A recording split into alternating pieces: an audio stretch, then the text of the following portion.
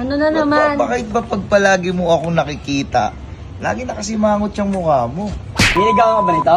Ay, mukha ba ako pumapatol sa mga katulad ko, kauri ko? Pwede pa ikaw ligawan ko at patulad ko.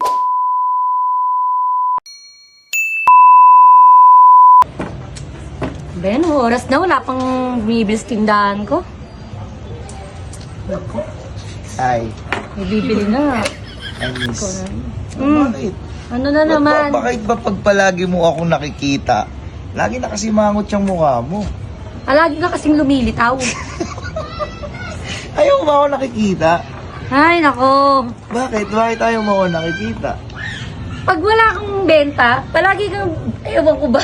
Kaya nga, alam mo sa totoo lang, hindi ka talaga bagay na nagtitinda rito eh. Kahit na naman. Syempre, tinan mo, ang ganda-ganda mo. Wow. Diba? Tinan mo naman yung kutis mo, marap porcelana. Tapos, Nambobola ka na naman, Diyos may, wala na nga akong benta. hindi kita bola man para sa paningin mo, pero para sa akin, totoo. Ay, wow. Ikaw naman Ano ba, bibili ka ba? Teka, actually, Parang may benta ako, di ba? Kahit isa. Hindi na, ikaw nga lang, layo-layo mo na tindahan mo eh. Tapos bibili lang. Yun nga ang pinagtataka ko, bakit ka nakakarating dito? Yun nga, siyempre malakas yung signal ko pagdating sa'yo eh. Ewan ko ba sa'yo kung ano ba, hindi mo ba ako talaga trip? Ayaw mo ba? Ano ba talaga? Bakit ayaw mo ba talaga sa akin? Iniisip ko lang talaga sa sarili ko ha. Ang layo ng tindahan mo, baklaran to paliparan. Ngayon, sasabihin ko sa sarili ko, bakit ba ayaw mo sa akin? Ewan ko ba kung bakit lagi kang lumilitaw pag wala akong benta? Hindi ka rin naman bibili.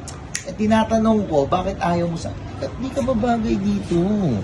Dapat sa'yo, Sa ano bang bagay sa akin? Sige nga, anong bagay? siyempre gusto ko yung ako magtatrabaho para sa'yo. Hindi ka ba din sa tindahan? Gusto ko, relax ka, nakaupo ka. Tapos, tingnan mo naman yung mga hairstyle mo at saka yung mga pananamit mo. Bagay pa nagtitinda yan dito? Pang mahirap to eh. Oh, Di ba pang mahirap to? Di ka bagay dito. Bagay ka parang prinsesa. Nasando ka lang sa bahay. Taga-abot Grabe lang ng naman pera. O, di ba ganun na yung gagawin mo palagi? oh ngayon, ang tanong ko, bakit? Sagutin mo ba talaga ako? Tsaka tanungin ko nga sa'yo, ano ba talaga? Gugustuhin mo ba talaga ako o hindi?